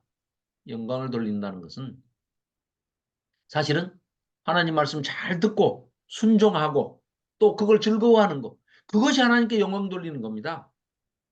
뭐 다른 거 없습니다. 순종하고 하나님의 말씀을 청종하고 지켜 행하는 것. 그런데 그것이 억지로 하거나 두려워서 하는 게 아니고 기쁘고 즐거워서 자원하는 마음으로 하는 것. 아멘. 이것이 하나님께 영광이 돌려지는 것이다. 이런 아멘. 말씀을 하고 계시는 겁니다. 자, 그래서 17절입니다. 너희가 이를 듣지 아니하면 나의 심령이 너희 교만으로 말미암아 은밀한 곳에서 울 것이며 누가 우시는 겁니까? 하나님이 우시는 겁니까? 에레미야가 우시는 겁니까? 에레미야 속에서 하나님이 우시는 겁니다. 하나님 속에서 에레미야 선지자가 우는 겁니다. 은밀한 곳에서 울 것이며 여호와의 양떼가 사로잡힘으로 말미암아 눈물을 흘려 통곡하리라. 하나님은 물론, 예수님은 물론, 성령님은 물론 앞으로의 교육을 위해서 포로를 잡혀가게 하는 상황이 어쩔 수 없이 이루어져서 그 멀리 내다보고 보내시지만 군대 보내면서도 부모들은 울지요. 요새는 안 우나? 뭐 군대 워낙 좋아서. 그런데 하나님은 지금 군대 보내시는 심정이 아니라 70년 포로 생활이라니까요. 우리나라가 35년 일본 식민지 생활을 했습니다. 강제 침탈. 35년 1910년부터 1945년까지 35년 만 35년의 그 치욕적인 일제 앞 식민지 생활을 강점기를 보냈는데도 아주 지금도 일본 놈들한테는 놈을 붙이지 일본뿐이라는 얘기를 안 하잖아요. 이 정부 빼놓고는. 일본 사람도 사람 취급도 안 하잖아요. 우리 보통의 대한민국 정서로는 일본 놈이지. 일본 놈. 그런데 베트남 사람이라고 그러지 절대 베트남 놈이라고 안 합니다. 방글라데시에서 왔어도 방글라데시 사람이지. 동남아 사람이지. 일본 놈만 놈이에요. 일본 놈. 네. 그런데 이 70년을 거기 가서 포로 생활을 했습니다. 얼마나 딱 2배를 했는데 얼마나 기가 막혔어. 이거 이를 갈죠. 그런 대로 보내시는 하나님이 마음이 편하지 않으시다는 겁니다. 결국은 좋은 것을 위해서 정신 차리게 하기 위해서 하시기는 하지만 우신다는 거예요. 마음이 아파서 통곡하신다는 겁니다. 그러시면서 여호와의 양떼가 사로잡혀 가는 것으로 말미암아 눈물을 흘려 통곡하리라. 이런 말씀을 하십니다. 너는 왕과 왕후에게 전하기를 스스로 낮추어 앉으라. 곧 영광의 면류관이 내려졌다 하라. 네겝의 성읍들이 봉쇄되어 열자가 없고 유다가 잡혀가 온전히 잡혀가는구나 하시면서 자 21절 계속 보겠습니다. 너의 친구 삼았던 자를 그가 네 위에 우두머리로 세우실 때 네가 무슨 말을 하겠느냐? 네가 고통에 사로잡힘이 상고를 겪는 여인 같지 않겠느냐? 아무 준비도 안 됐는데 지금 가는 게 너무 마음이 아픈 거예요. 그러나 네가 마음으로 이르기를 어찌하여 이런 일이 내게 닥쳤는고 이러겠지만 네 죄악이 워낙 커. 네 죄악이 크므로 네 치마가 들리고 네 발 뒤꿈치가 상한 거야. 구스인이 이디오피아 사람입니다. 이디오피아 사람이 새까만 피부를 가지고 있는데 그 피부를 하얗게 할 수 있겠냐? 표범이 거기에 얼룩얼룩 이렇게 반점이 있는데 그 반점을 뺀다고 표범이 마음대로 할 수 있겠냐? 그건 못하잖아. 너희들도 악에 너무나 익숙하게 지금까지 하나님 만나서 850년 동안 악을 행하고 이렇게 살아왔는데 너희도 선을 행할 수 있겠냐? 없어. 출애굽 1446년에 출애굽을 했습니다. BC. 586년에 망해요. 남유다가. 그럼 거의 850년, 1000년 가까이를 지금 이 하나님 말씀을 안 듣고 속을 새겼는데 갑자기 니들이 이디오피아 그 까만 피부를 가진 사람이 하얗게 만들어지고 표범이 그 반점 다 쏙 빼고 싶다고 해서 빼고 할 수 있겠냐? 너희들은 안 돼. 너희 악을 빼려고 그렇게 하는 거야. 포로를 70년 보내는 거야.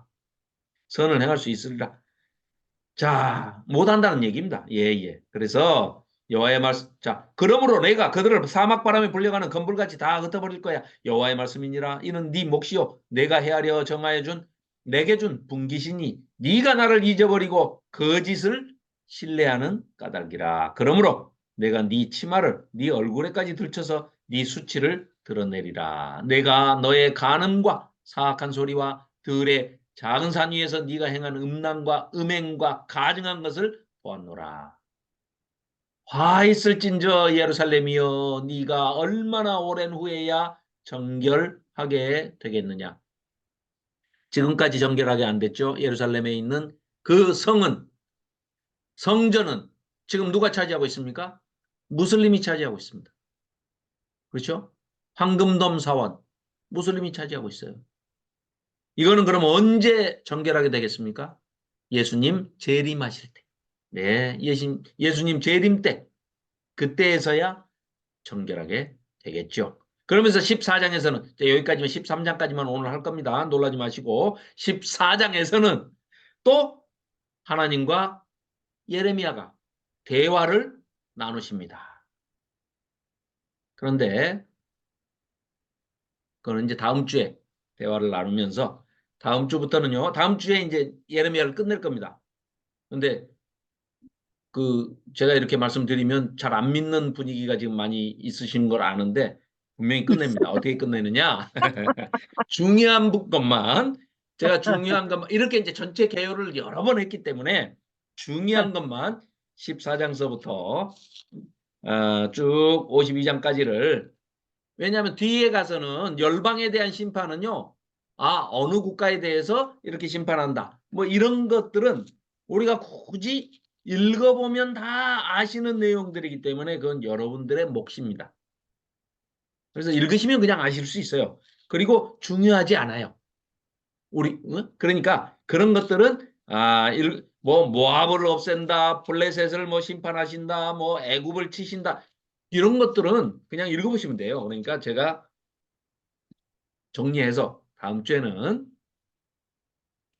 이제 마무리하는 걸로 그렇게 하겠습니다. 왜냐하면 너무 오랫동안 우리가 예레미야를 했기 때문에 이제 중요한 얘기는 제가 반복해서 너무 많이 말씀을 드렸고 그래서 자 오늘은 여기까지 하도록 하겠습니다. 그리고 네네 그 PPT를 단톡방에 또 다시 올려놓을 테니까요. PPT 참고하시면서 보시고 그렇게 하시면 될 것 같습니다. 자, 하영자 전도사님 아드님의 결혼을 축하드리고요. 내일 아드님이 이제 수원에서 결혼하시는데, 예, 축하드립니다. 그리고 그래도 오늘 오셨으니까 마무리하는 기도를 하영자 전도사님께서 해주시고 마무리하면 좋겠습니다. 네, 하나님 아버지, 기록된 말씀을 통하여 우리의 내면을 다시 조명하여 보게 하여 주시고, 초라도 사탄의 어둠이 우리 마음속에 뿌려져 있는지 잘 점검할 수 있도록 도와주셔서 감사합니다. 아멘. 하나님 아버지, 우리가 겉으로는 제 얘기를 가지 않는다 할지라도 우리의 마음속에 하나님이 기뻐하지 않는 것들이 들어있다면 그것은 곧 아버지 어둠이요 또한 바리새인적인 삶이 될 수 있사오니 우리의 마음을 항상 진리의 말씀으로 비춰주셔서 내면에 하나님의 선한 말씀에 순종할 빛만 가득 채워 기쁨과 즐거움으로 순종의 삶을 살아가는 저희들 되도록 도와주시옵소서. 아멘. 그리함으로 우리의 먹고 마시는 일용할 양식은 하나님이 책임져 주신다고 예수님도 약속의 말씀으로 기록해 두었으니 지금까지 인도하신 하나님이 이 말씀을 듣는 우리들의 남은 여정이 될 수 있도록 끝까지 경주를 잘할 수 있는 저희들의 아버지 믿음의 경주가 될 수 있도록 아버지 도와주시옵소서. 아멘. 진리의 성령님께서 우리 곁에 늘 계셔서 우리의 마음에 길이 되어 주시고 보는 눈과 듣는 귀가 늘 빛 가운데 깨달아지는 그래서 선을 행함으로 어두움을 물리치는 저희들의 행보가 될 수 있도록 진리의 성령으로 충만하게 도와주실 것을 기대하오며 항상 말씀을 준비하신 집사님 외에 더욱더 큰 빛으로 동행하여 주시옵소서. 아멘. 감사하며 예수 그리스도의 이름으로 기도드립니다. 아멘. 아멘. 아유, 네. 감사합니다. 감사합니다. 네. 내일 결혼식 잘 마치시고요. 자, 감사합니다. 또, 예, 즐거운 마음으로, 예, 네. 자주 뵙기를 소망합니다. 네. 네, 다음 주에 감사합니다. 뵙겠습니다. 네, 다음 주에 네. 뵙겠습니다. 감사합니다. 자, 수고들 많으셨습니다. 네, 자, 네, 수고하셨습니다. 수고하셨습니다. 예, 수고하셨습니다. 네, 네. 예, 예, PPT는 올려놓도록 하겠습니다. 네, 감사합니다. 음.